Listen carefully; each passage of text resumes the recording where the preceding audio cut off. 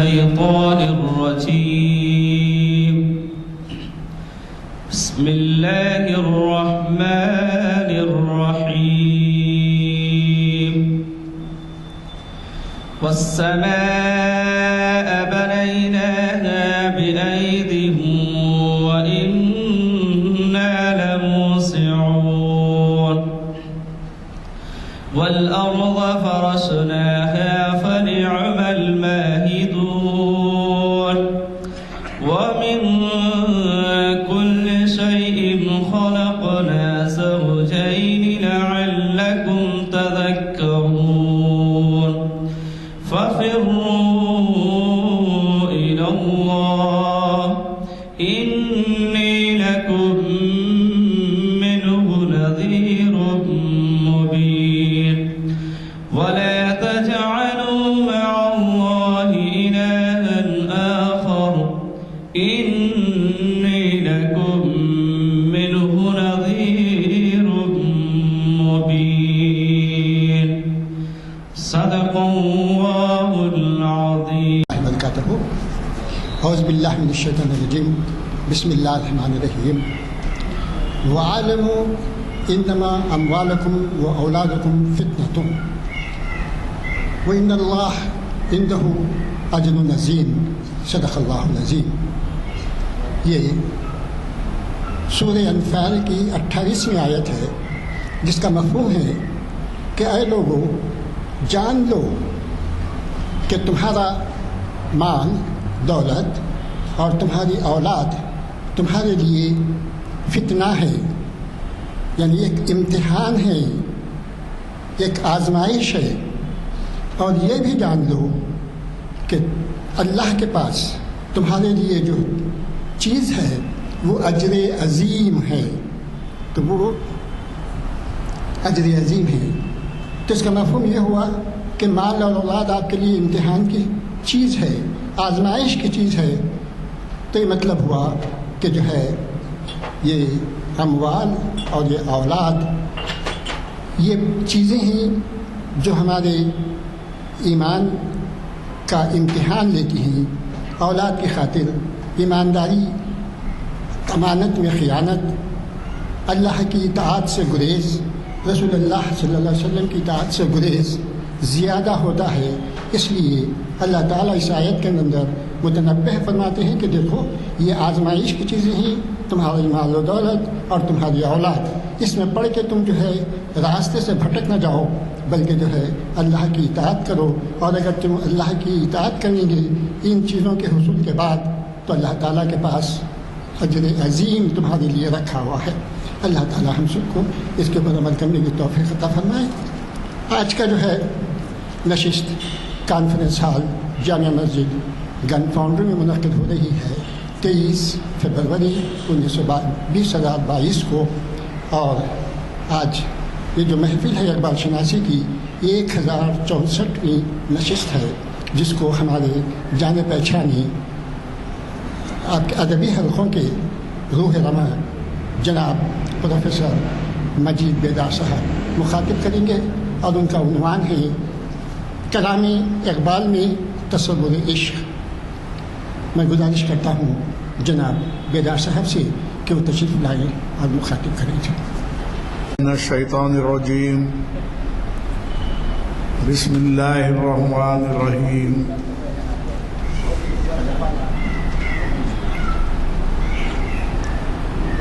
اقبال فہمی کی آج کی اس نشست میں چند باتیں آپ کے روبرو پیش کرنی ہیں.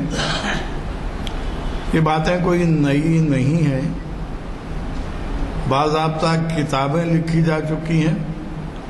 اقبال کا تصور عشق انگریزی میں، ہندی میں، ہر زبان میں کتابیں موجود ہیں،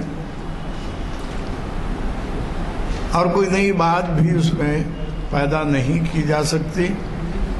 لیکن حقیقت یہ ہے کہ جب 20ویں صدی کا آغاز ہوا تو ساری دنیا میں جس طریقے کو اہمیت دی جانے لگی وہ طریقہ کمیونزم کہا جاتا ہے۔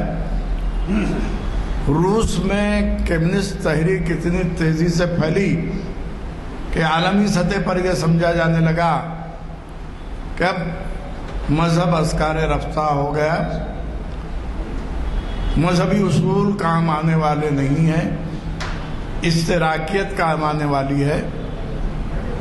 ان حالات میں لازمی ہے کہ بیشتر لوگ جوق در جوق کمیونسٹ تحریکات سے وابستہ ہوتے جا رہے تھے۔ کالجوں، اسکولوں اور اس کے علاوہ دنیاوی سطح پر کمیونزم کو نجات کا ذریعہ سمجھا جا رہا تھا۔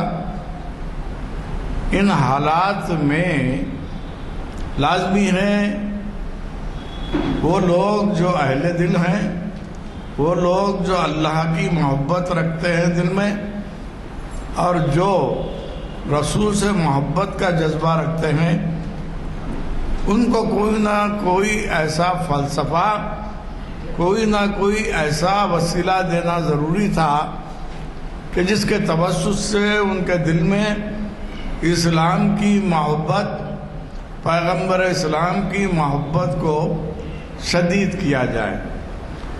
دیکھیے ہر دور کے حالات، چاہے وہ حکومت مسلمانوں کی ہی کیوں نہ رہی ہو، ہر دور کے حالات دیکھا جائے تو مسلمانوں کے لیے ظلم و زیادتی کے ہی رہے۔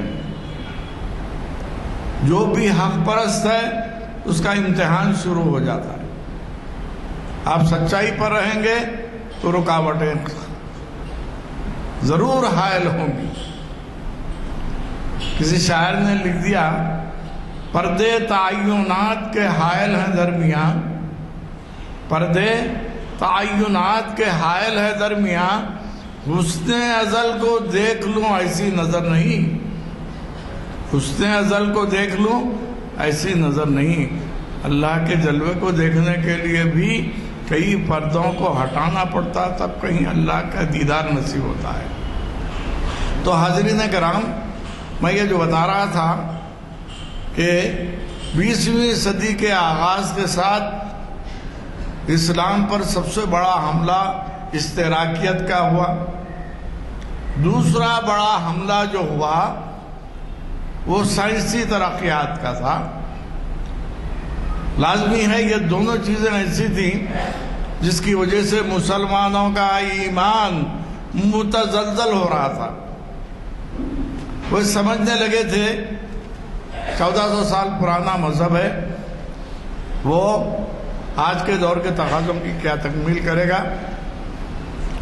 اس پس منظر میں علامہ اقبال نے دنیا کے تمام مذاہب کے فلسفوں کا مطالعہ کیا،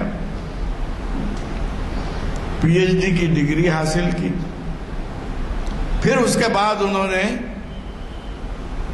جو اہم نچوڑ اسلامی تعلیمات کا ہے، پیغمبر اسلام حضرت محمد صلی اللہ علیہ وسلم کی تبلیغ کا ہے، اس کو انہوں نے عربی زبان سے اخذ نہیں کیا، فارسی زبان سے اخذ کیا۔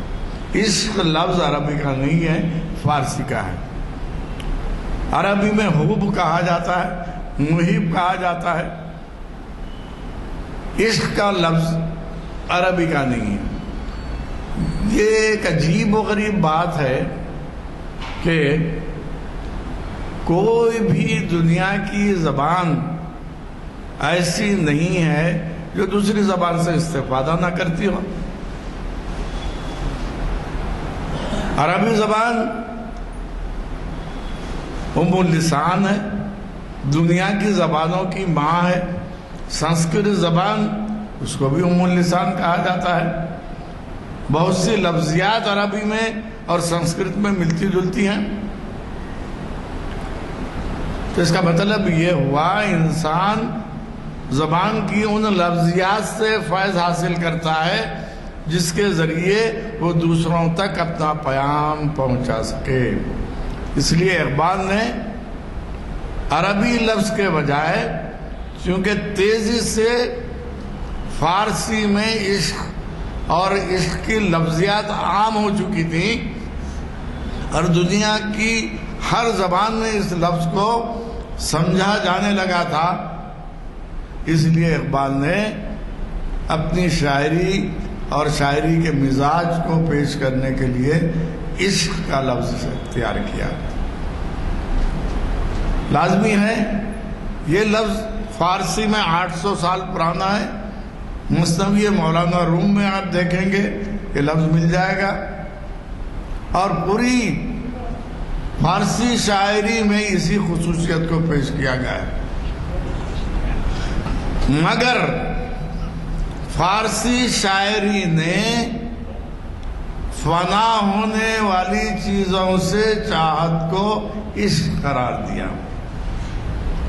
دنیا میں ہر چیز فنا ہونے والی ہے، اس سے اپنی چاہت کا اظہار فارسی میں عشق کہلاتا ہے. لازمی ہے کہ اللہ تعالیٰ نے انسان کو مرد و عورت کی شکل میں پیدا کیا، ان دونوں میں محبت پیدا کر دی، تو ان دونوں کی محبت بھی عشق کا جذبہ رکھتی ہے.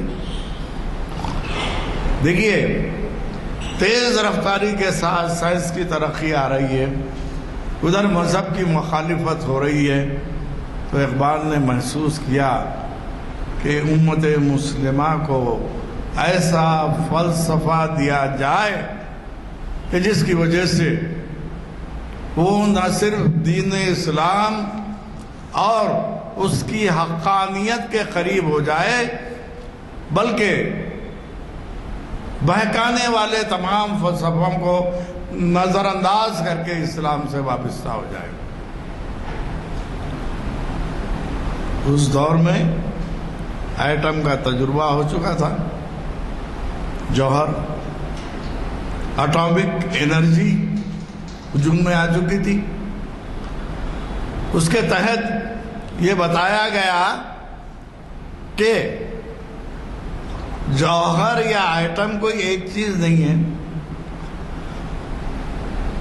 جوہر در حقیقت الیکٹران، پروٹون اور نیوٹران سے مل کر بنا ہے. یعنی ذرہ کوئی چیز، حقیقی چیز بھی جو دکھتی ہے وہ بھی ایک نہیں ہے. الیکٹران بھی پازیٹیو اور نگیٹیو ہے، پروٹون بھی پازیٹیو اور نگیٹیو ہے. اس کا مطلب کیا ہوا؟ ہم دنیا میں جتنی چیزیں دیکھ رہے ہیں جس کو کہتے ہیں ہم ایک، مگر وہ ایک نہیں ہے. آپ یہ سمجھ رہے ہیں کہ فاؤنٹین پین ایک ہے، وہ ایک نہیں ہے. اس میں ریفل ایک الگ ہے، اس کا کیپ الگ ہے. دیکھنے میں جو چیز ایک دکھتی ہے اس میں کئی چیزیں ملی ہوئی ہیں. خدا کی قدرت ہے، خدا کی شان ہے. اس کو سمجھانے کے لیے علامہ اقبال نے سائنس کے فلسفے سے استفادہ کیا اور بتایا کہ جس طرح ایک ایٹم میں الیکٹران، پروٹون اور نیوٹران کی مناسب مقدار کے ملنے سے دھماکہ ہوتا ہے، وہ دھماکہ پرخچے اڑا دیتا ہے.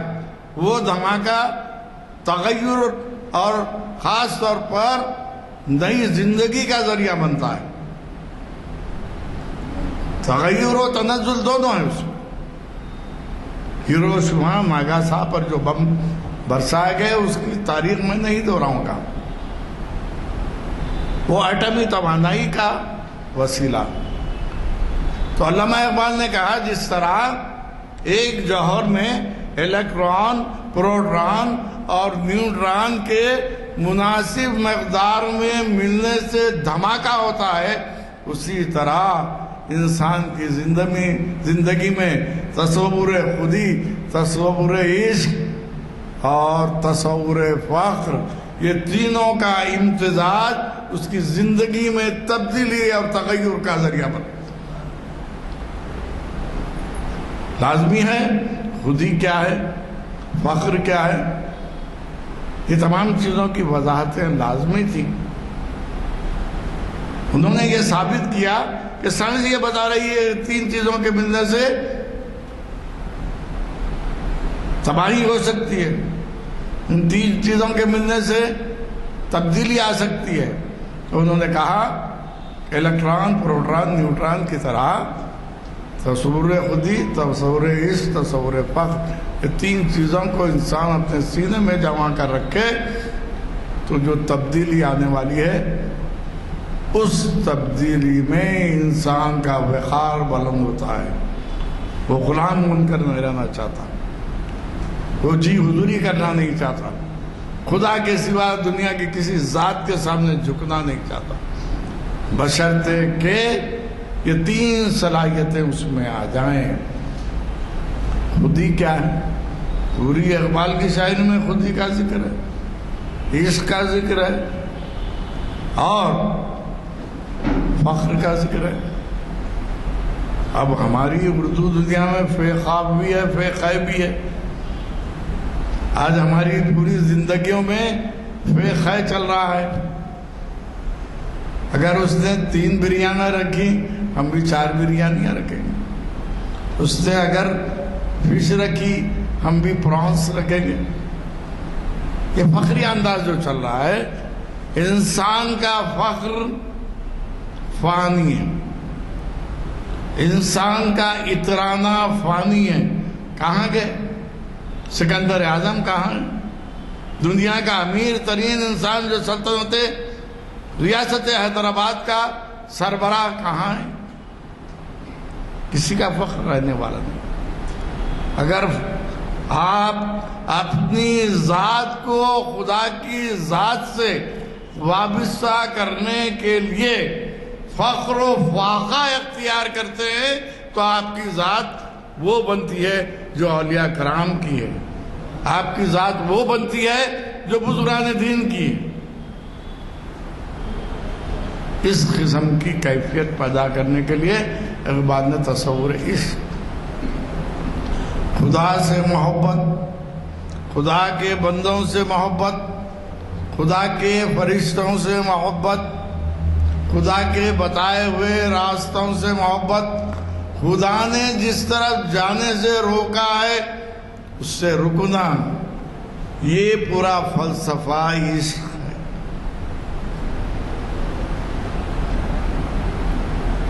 کیا محبت تھی، زندگی میں کبھی دیکھے نہیں تھے. معلوم ہو گیا کہ دندان مبارک شہید ہو گیا، آپ نے فوراً پتھر لے کر اپنا دانت توڑ لیا.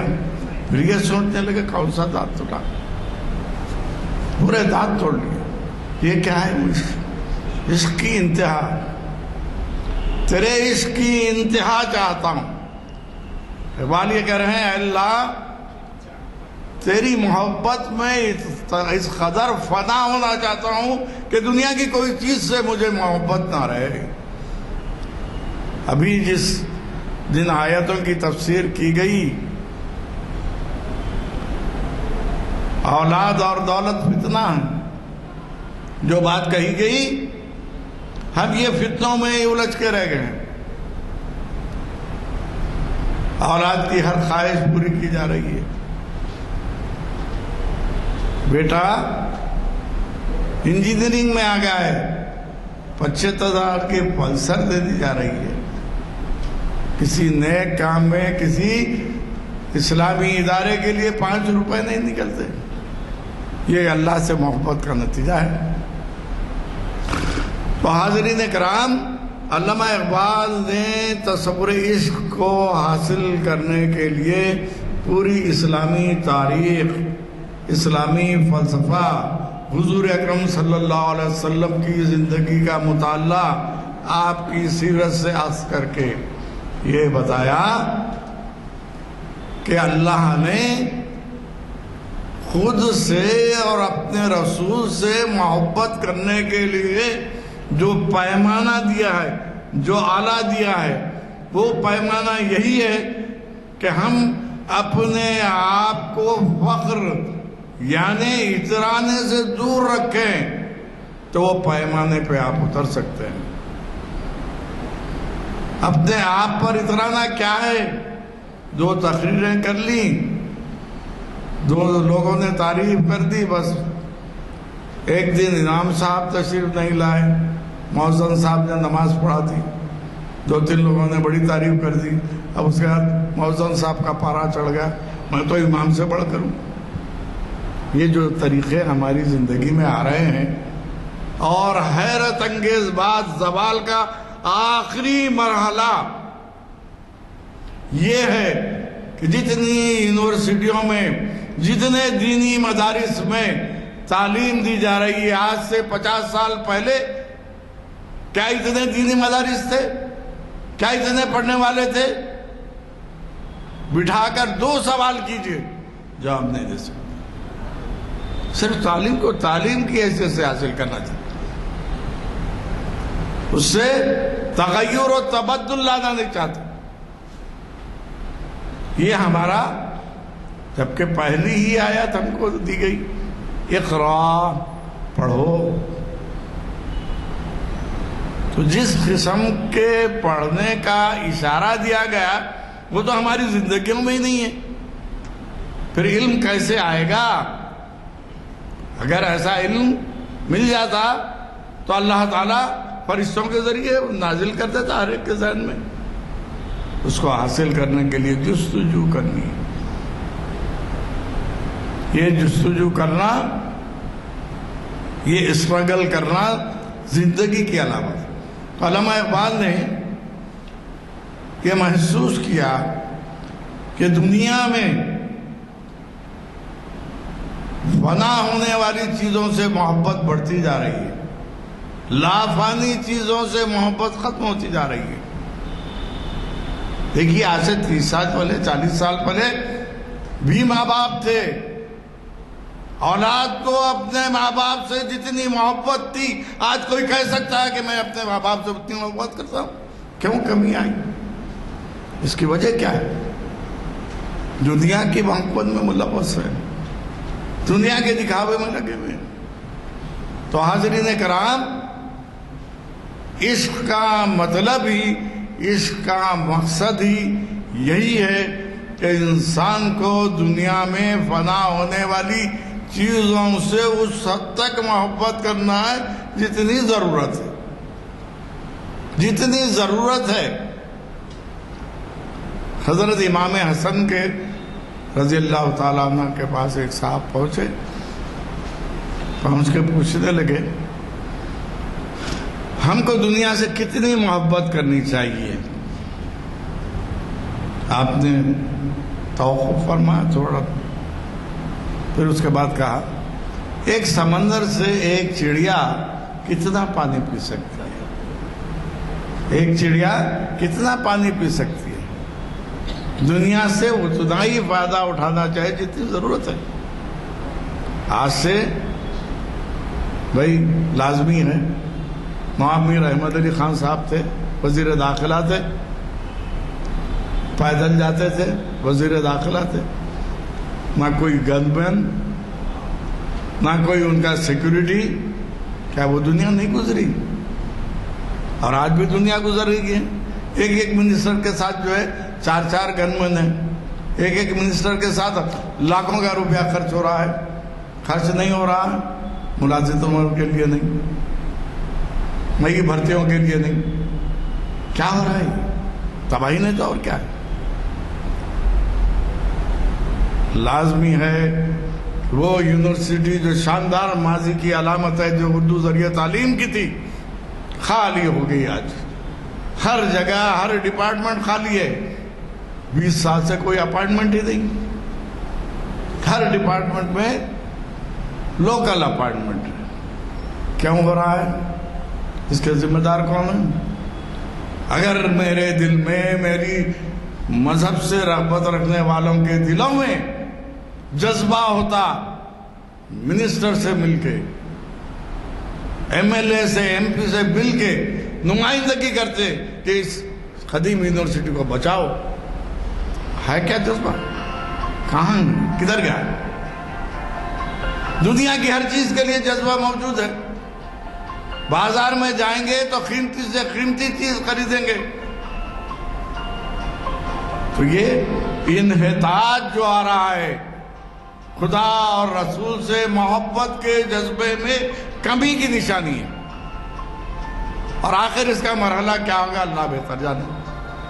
کیوں کہ پھر بھی ہم سمجھنے تیار نہیں، ساری دنیا کے حالات ہمارے سامنے ہیں، پھر بھی وہی لغویات میں۔ وہ تو اللہ کا فضل تھا، 2 سال میں شادیوں پہ جو روک لگ گئی تھی، پھر وہی لغویات شروع ہو گئی، تو یہ کب تک چلے گا؟ خیر، تو میں یہ بتا رہا تھا کہ اقبال کی تمام تر شاعری عشق سے وابستہ، اور انہوں نے عشق کو ایک جذبہ قرار دیا۔ ہر جذبے میں منفی اور مثبت دونوں چیزیں ہوتی ہیں۔ مثبت جو ہے انسان کو ترقی کی طرف لے جاتا ہے، اور منفی زوال کی طرف لے جاتا ہے۔ لازمی ہے کہ انسان نے ہتھیار بنائے، چاقو بنائے، چھری بنائی، اس کا استعمال آپ پھل کاٹنے کے لیے کر رہے ہیں، فبیہا، خوشی کی بات ہے۔ اس کے بجائے اس کا استعمال آپ کسی کو قتل کرنے کے لیے، تو غلط ہے۔ دیکھیے انسانیت کی عظمت، انسان کی عظمت دنیا کے کسی مذہب میں نہیں بتائی گئی، اسلام بتاتا ہے۔ کیا بتاتا ہے؟ یہ مت دیکھو کہ وہ کون سی ذات کا ہے، کون سے فرقے کا ہے، کون سی نسل کا ہے، کون سے رنگ کا ہے، انسان ہے، اس کی عظمت کو قبول کرو۔ مذہب دیکھنا نہیں ہے،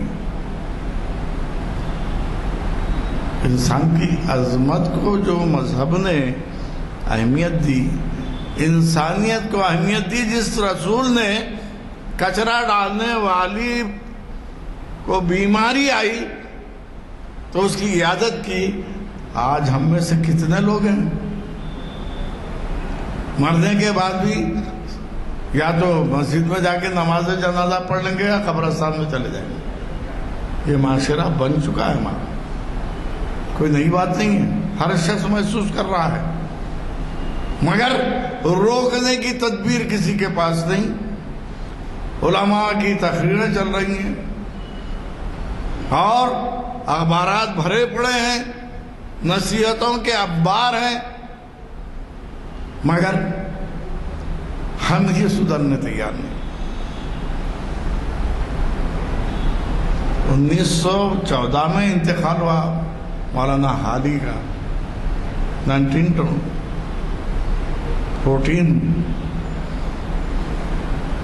تو انہوں نے جو نظم لکھی، جو مناجات لکھی، آج کے مسلمان کو دیکھتے تو کیا کرتے بیچارے۔ اے خاصہ خاصان رسول وقت دعا ہے، امت پہ تیری آ کے جب وقت پڑا ہے۔ 1914 میں کہہ رہا ہے، کہا جاتا ہے مولوی عبدالحق محدث دہلوی کی 2 خواہشیں تھیں، تو انہوں نے اللہ سے خواہش کی تھی، اے اللہ تو مجھے رسول کے کسی صحابی سے ملا دے۔ ایمان سچا تھا، جذبہ سچا تھا۔ کہا جاتا ہے کہ وہ لکھتے بیٹھتے تھے، اس زمانے میں فاؤنٹین پین وغیرہ نہیں تھا، برو کا قلم ہوتا تھا، برو کے قلم کی نب خراب ہو جائے تو نہرنی سے تراشا جاتا تھا۔ نہرنی اب تو ہمارے اردو لفظیات سے ہم خود واقف نہیں، حجام کے پاس جائیں تو ناخن کاٹنے کے لیے جو معمولی سا اوزار استعمال کرتا وہ نہرنی۔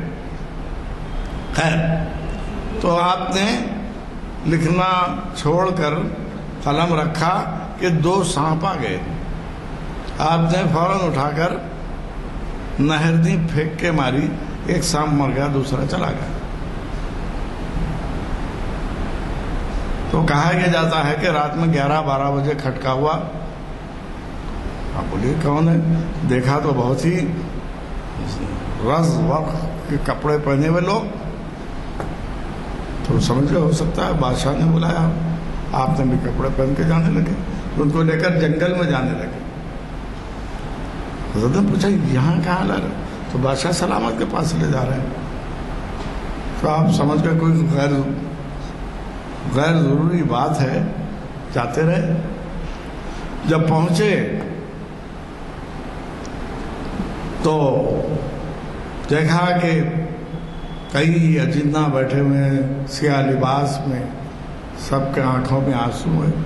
پوچھا کہ کیا ہے؟ تو جو بادشاہ تھا وہ کہنے لگا تم نے میرے بیٹے کو قتل کیا ہے، اس کا قصاص تم سے لیا جائے گا۔ میں نے کہا کہ میں نے کسی انسان کو قتل نہیں کیا،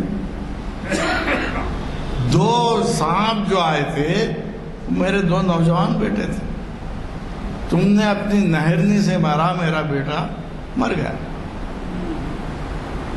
اس لیے تم کو قصاص دینا ضروری۔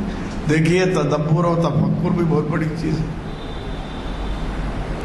آج پولیس والا آ جائے تو ہمارے ٹھنڈے پسینے جانے شروع ہو جاتے، اگر ایمان تازہ ہے کسی سے نہیں ڈرتا، مسکان بن جاتی بچی ہو۔ تو کہنے کا مطلب یہ کہ جب آپ نے یہ سنا تو کہا میرے رسول کا فرمان ہے قتل الموذی قبل الایذاء، موذی تکلیف پہنچانے سے پہلے اس کو مار ڈالو۔ جو بادشاہ تھا اس نے کہا تم کون ہو؟ تو کہا کہ میں مسلمان ہوں، محدث دہلوی عبداللہ۔ تو وہاں ایک جو ہے ضعیف آدمی بیٹھا ہوا تھا، جب انہوں نے کہا کہ میں مسلمان ہوں، اس نے اپنے پلکوں کے بالوں کو ہٹا کر دیکھا، دیکھ کر کہا میں نے جیسے مسلمانوں کو دیکھا ہے ویسا حلیہ تو تمہارا نہیں ہے۔ مولوی عبدالحق کو کہا جا رہا ہے، اور کہا یہ حدیث حضور اکرم صلی اللہ علیہ وسلم جب مسجد نبوی میں لوگوں کے سامنے کہہ رہے تھے میں موجود تھا، ہم اجنہ ہیں، ہماری عمریں ہزاروں سال کی ہوتی ہیں۔ تو فوراً آپ کو واپس لا کر چھوڑ دیا گیا۔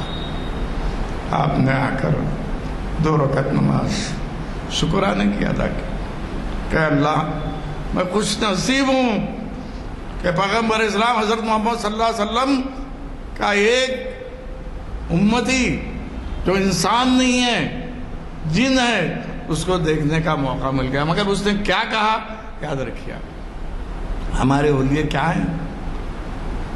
نہ چہرہ، نہ مہرہ، نہ رکھ رکھاؤ، نہ رہن سہن۔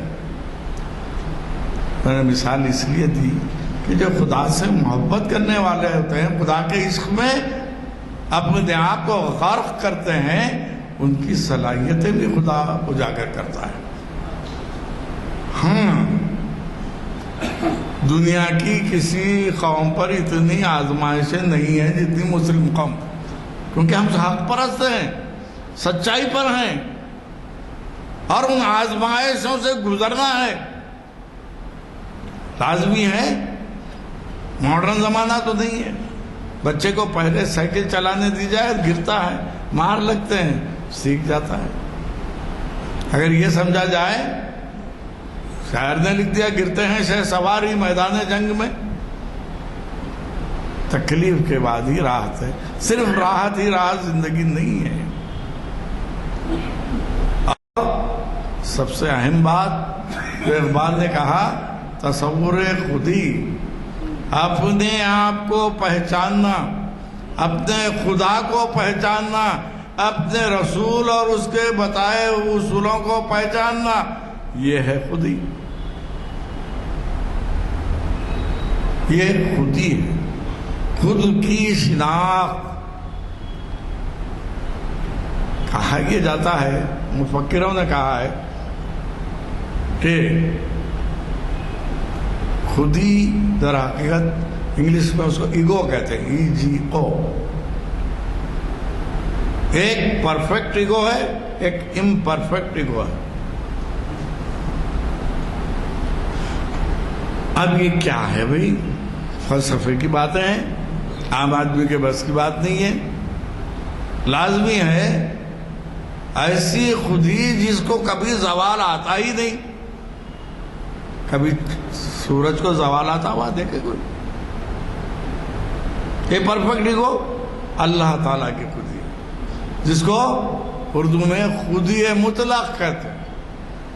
پرفیکٹ ایگو اللہ خودی مطلق ہے،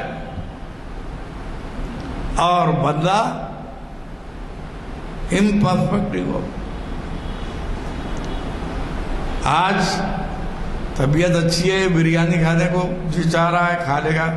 طبیعت خراب ہے، بریانی ہو یا دنیا کا بہترین پلاؤ ہو، کھانے کی طرف طبیعت مائل نہیں ہوتی، کیونکہ آپ کی خودی پرفیکٹ نہیں ہے۔ جب خودی مطلق کی طرف یعنی امپرفیکٹ ایگو جدوجہد کر کے آگے بڑھتی ہے تو اس میں ثمار، اس میں نکھار، اس میں عروج اور اس میں خداداد صلاحیتیں پیدا ہو جاتی ہیں۔ یہ اقبال کا فلسفہ تصور عشق کا ایک بہترین اظہار حقیقت ہے۔ حقیقت یہ ہے کہ انسان جس چیز میں جستجو کرتا اس کو برابر وہاں کامیابی ملتی ہے۔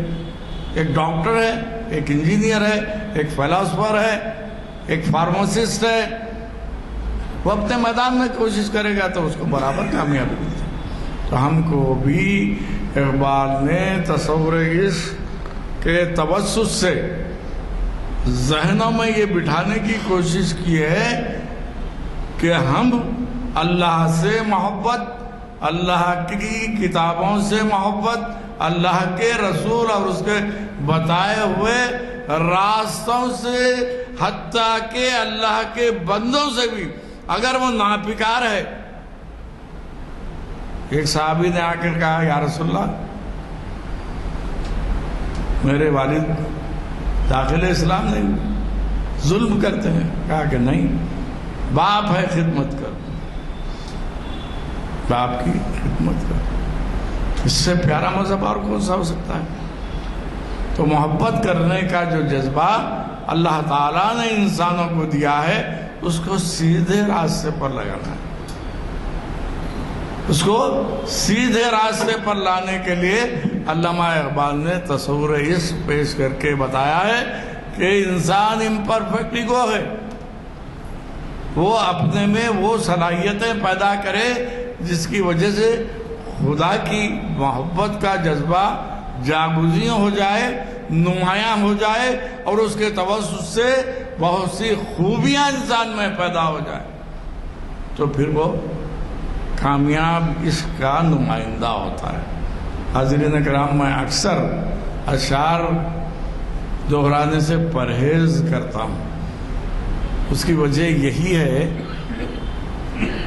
اقبال کے فلسفوں پر، اقبال کی شاعری پر، ان کی فکر و فن پر اتنی کتابیں لکھی جا چکی ہیں۔ آج دنیا میں سب سے بڑا شاعر غالب سمجھا جاتا ہے۔ غالب پر اردو، ہندی، مراٹھی، کنڑی، تامل، انگریزی، جرمن، فرینچ، ہر زبان میں کتابیں ہیں۔ اسی طرح اقبال پر بھی ہے۔ آپ کو سن کے تعجب ہوگا، اگر آپ ڈیجیٹل لائن میں جائیں گے، صرف 12,000 کتابیں مرزا غالب پر ہیں اور 18,000 کتابیں علامہ اقبال۔ تو علامہ اقبال کو اردو والے ہی سمجھنے والے نہیں، جرمن کے لوگ بھی سمجھتے ہیں، فرانسیسی لوگ بھی سمجھتے ہیں، کیونکہ ان کے فلسفے میں، ان کی شاعری میں خدا سے محبت کرنے کا اٹوٹ جذبہ ایسا ہے کہ جس میں کوئی دوسرا جذبہ شامل نہیں ہو سکتا، ورنہ آپ مشرک ہو جائیں گے۔ یہ اقبال نے کلمات الہی سے، قرآن مجید سے، سیرت نبوی سے حاصل کر کے اپنا ایک فلسفہ بنایا، اور اس کو اس لیے بنایا کہ سائنس ترقی کر رہی تھی اور سائنس کی ایجادات ساری دنیا میں پھیل رہی تھی، تو سمجھا جا رہا تھا کہ مذہب کا ذکر رفتہ ہوگا، اور اسلام تو پرانا مذہب ہے۔ تو اسلام کی حقانیت کو عصر حاضر میں عصری تقاضوں کے ساتھ منظر عام پر لانے کی جد و جہد علامہ اقبال کے تصور عشق کے فلسفے میں ہے، اور ہم کو اس طرف غور کرنا چاہیے۔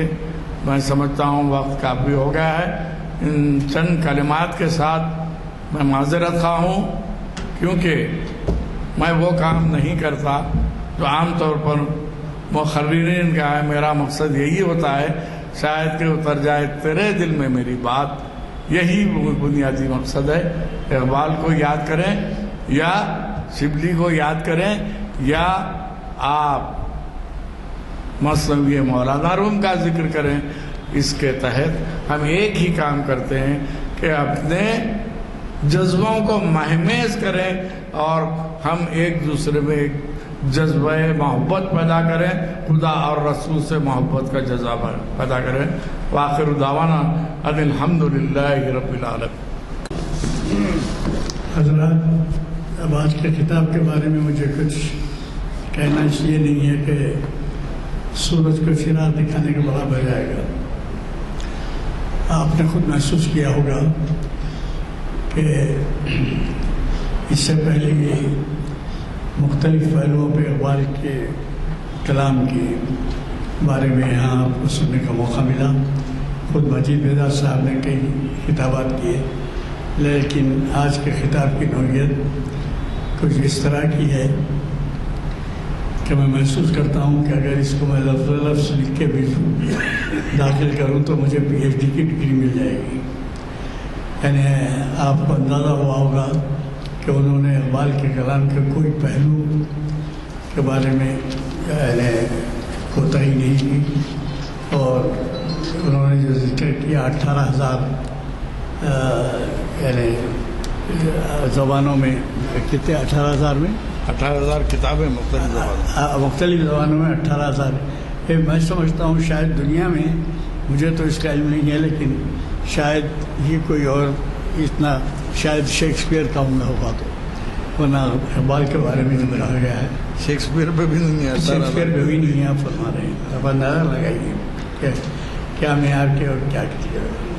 تو یہ سب جو ہے آپ نے عشق بھی تعریف کی، علامہ کا جو مقام مرتبہ ہے وہ اس کی وجہ سے بھی ہے کہ وہ عشق یعنی کس قدر عشق میں مبتلا تھے، قرآن کے، حدیث کے، سرکار دو عالم صلی اللہ علیہ وسلم کے۔ ہمارے آج کے اس یعنی اعلامیہ جو ہے، ہمارا جو کرنٹ اعلامیہ ہے، اعلامیہ نمبر 843، جی اگلا اعلامیہ وہی اگلا 843 کا اگلا اعلامیہ ہے، اس کے لحاظ سے اس کی تقسیم عمل میں آ چکی ہے۔ اگر آپ مل رہی ہے تو بہتر ہے، ورنہ آپ لے لیں اور اپنی مساجد میں بھی اور اپنے حلقوں میں بھی اس کا گشت کرائیں۔ اب میں اس کا مختصراً پروگرام بتا دیتا ہوں کہ جمعہ کے دن بعض ہے حافظ محمد رشاد الدین صاحب کا، اور شب معراج تاریخی معجزہ ڈاکٹر میر اکبر علی افتخاری تاریخ اسلام کی 949ویں نشست کو مخاطب کریں گے 26 فروری کو، ہفتہ ہے بعد اثر، اور پھر بموقع شب معراج جامع مسجد عالیہ میں نماز عشاء ٹھیک 8:30 بجے ہوگی، اور بعد نماز عشاء مفتی محمد عرفان قاسمی فضائل شب معراج بیان کریں گے۔ اگلا جو پروگرام ہے آپ کے جانے مانے اور بہت قدیم وابستہ ہمارے محافل سے افتخار صاحب کے بھی دوست ہیں بہت زیادہ، وہ ہیں جناب سید امتیاز الدین صاحب۔ وہ اقبال کی ایک نظم کا تجزیہ جناب سید امتیاز الدین صاحب مخاطب کریں گے۔ یہ محفل اقبال شناسی کی 1065ویں نشست ہے۔ مجھے مزید کچھ اعلان کرنا نہیں ہے، دعا کی گزارش کرتا ہوں۔ اعوذ باللہ من الشیطان الرجیم، بسم اللہ الرحمن الرحیم۔ ربنا آتنا فی الدنیا حسنۃ وفی الآخرۃ حسنۃ وقنا عذاب النار۔ رب اجعلنی مقیم الصلاۃ ومن ذریتی ربنا وتقبل دعاء۔ ربنا اغفر لی ولوالدی وللمؤمنین یوم یقوم الحساب۔ اللهم اهدنا الصراط المستقیم، اللهم اجرنا من النار، اللهم احفظنا من كل بلاء الدنيا وعذاب الآخرة بفضل سبحان ربك رب العزة عما يصفون وسلام على المرسلين والحمد لله رب العالمين۔